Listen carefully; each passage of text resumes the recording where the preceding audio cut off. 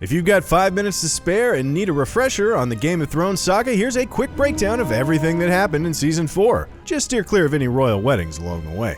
And as always, beware of adults-only content ahead.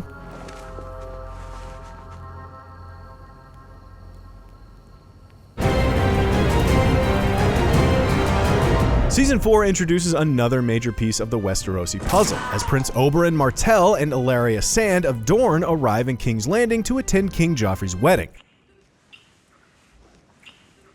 Oberyn's goal isn't diplomacy, but revenge for the murder of his beloved sister Elia. The Lannister family's good luck finally runs out when Joffrey is poisoned to death at his own wedding feast. Whether you credit Melisandre's black magic, simple karmic payback for the Red Wedding, or just what you get for being super disgusting for 3.5 seasons, Westeros is now short one petulant tyrant. Cersei immediately blames Tyrion for the murder, though Lady Olenna and Littlefinger each privately claim credit for ridding the continent of its inbred boy king.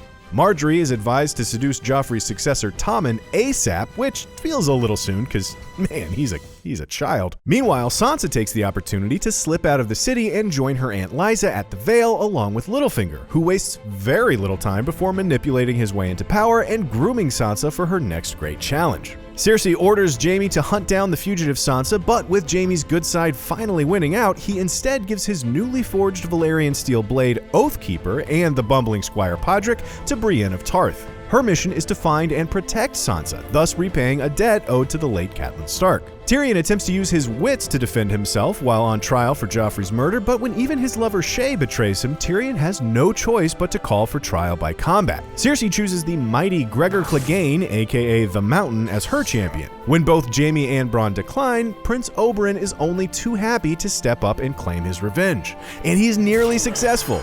Nearly! So close. Oberyn sneaks some poison from his blade into the mountain. He's got us feeling great about the idea of justice in Westeros until he lets his guard down and... gross. The victorious Cersei even calls on resident mad scientist Qyburn to save the mortally wounded mountain, so we don't even get to feel good about that giant asshole being dead. Fortunately, Tyrion escapes with a little help from Jaime and sets about punishing his father and Shae for their betrayals.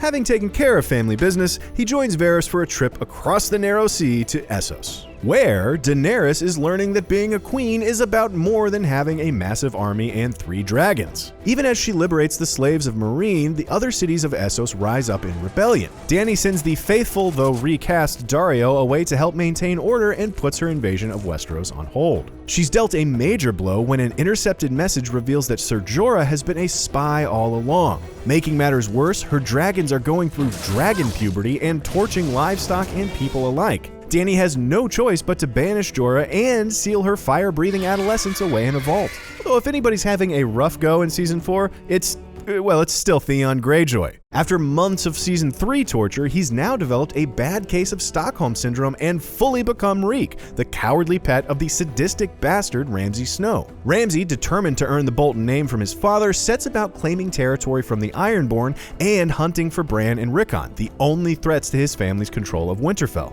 However, the Stark brothers prove elusive. After a bad run-in with some Night's Watch defectors at Craster's Keep, they make their way to the home of the Three-Eyed Raven. Unfortunately, Jojen dies protecting the Starks from an undead attack, but Bran finally comes face to face with the aged mystic, who tells Bran that while he'll never walk again, he will learn to fly, which is sort of good news. Elsewhere in the north, Jon Snow returns to Castle Black and manages to convince his comrades he didn't actually join the Wildlings. The Night's Watch are barely able to repel a massive Wildling invasion, but not without heavy casualties on both sides. That includes Jon's lady love, Ygritte. Jon sees no choice but to venture beyond the wall again and kill Mance Rayder. But before he can do the job himself, Stannis Baratheon arrives with his newly purchased mercenary army. As Stannis sees it, winning the North is the first step toward actually claiming the throne he nearly claimed in the Battle of Blackwater Bay. As for the last member of the Stark family, Arya spends Season 4 on an extended road trip with the Hound. She reclaims her stolen blade Needle and sees the best and worst of her new companion. When the two bump into Brienne and Podrick and the Hound is badly wounded, Arya decides to finally cut all ties and travel to Braavos. There, she hopes to track down Jaqen H'ghar and learn the skills necessary to avenge her family. Just a kid traveling across the world to learn how to become a ruthless assassin. What could possibly go wrong? For more Game of Thrones, check out Season 3 in 5 minutes and Cinefix's What's the Difference episode about sex in Westeros. And as always, be sure to subscribe wherever you like to watch IGN.